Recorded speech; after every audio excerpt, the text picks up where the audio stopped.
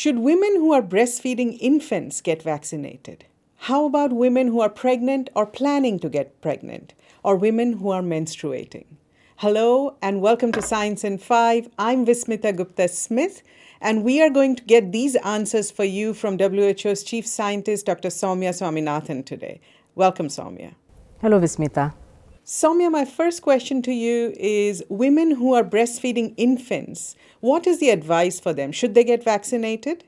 Yes, the answer is yes. So, women who have given birth and who are breastfeeding their babies can take the vaccine, should take the vaccine when it becomes available to them.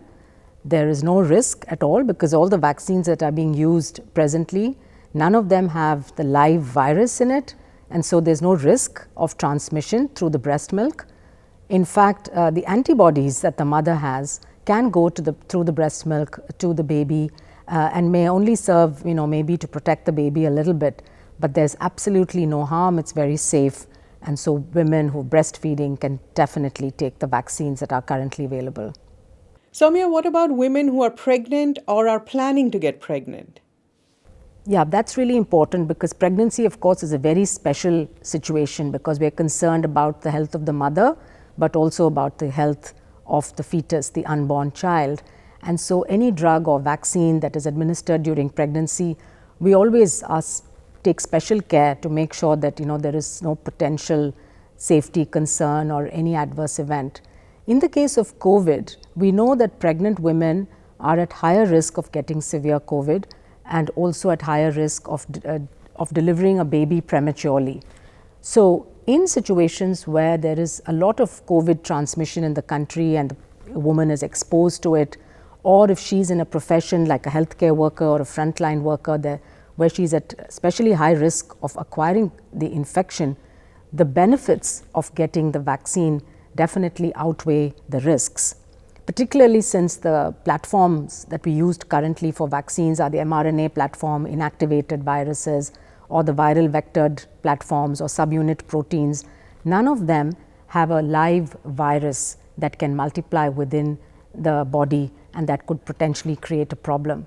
So I think it's important that pregnant women in every country be explained the benefits versus the risks and be offered the vaccine if they would like to take it, and it's probably the right thing to do in many situations, as I said, where the pregnant woman is at higher risk of getting the infection and where the vaccines would bring more benefits.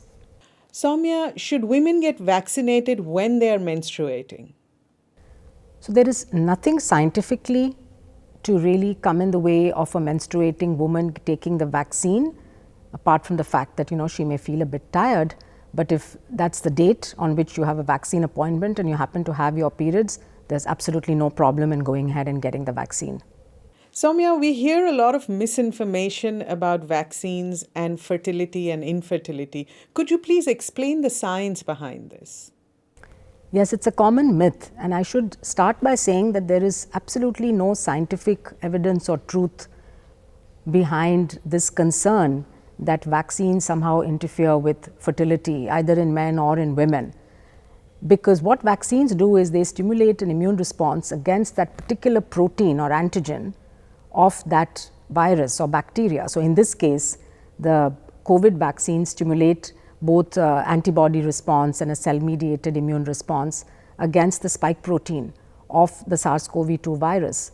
So there is no way in which they could interfere with the functioning of the reproductive organs in either men or women. So I think people can rest assured that these vaccines in no way interfere with fertility.